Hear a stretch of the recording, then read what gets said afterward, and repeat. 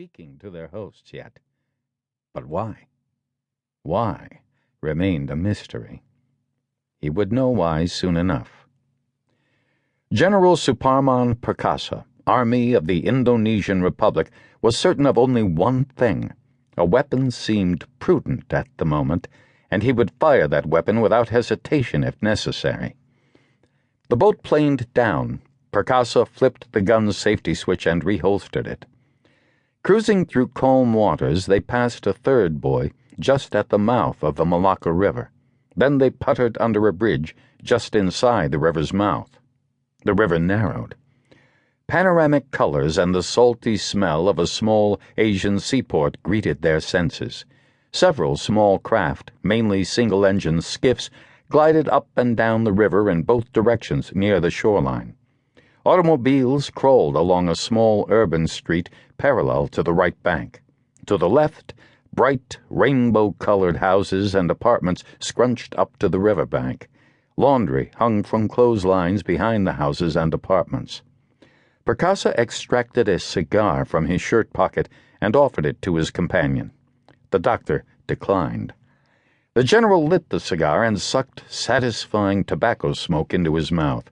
He swirled the warm smoke around his tongue and teeth.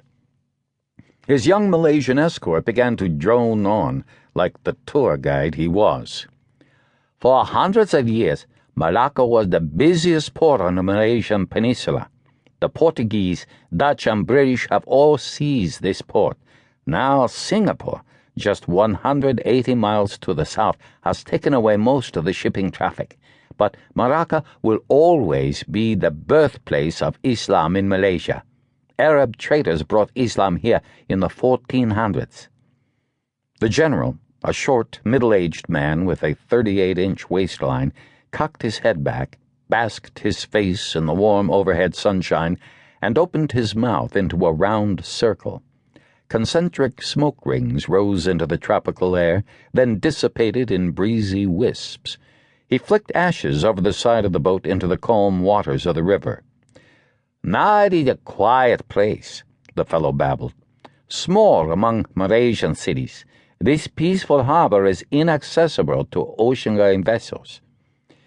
He should pull his gun on this babbling idiot just to shut his mouth, but he needed the fool to guide him to the rendezvous point and, afterward, to get them out of the country again. "Our dock is there." The guide pointed to a pier just past the bend in the river. The pilot throttled the engines into idle and steered the wheel to the right. The boat floated toward the dock. Two men, one Asian and the other with Middle Eastern features, stood at the edge of the dock. "Our ride awaits us, General," the guide said, tossing a rope to the Asian man. The general stood, and as the boat inched to the dock, stepped off to the outstretched hand of the Middle Eastern-looking man. "Ah, General Perkasa," the man said. "I am Bandar Omar, Chief Assistant to Farooq al-Fadil." "Mr. Omar?" General Perkasa withdrew his hand and motioned to his companion. "This is Dr. Gunther Budi." "A pleasure, Doctor," Omar said. "I have heard of you, and also your father. He was a great man." Two jeeps were parked on the street just behind the docks. "Come, our Malaysian hosts await us." The general got into one jeep. The doctor sat in the jeep behind him.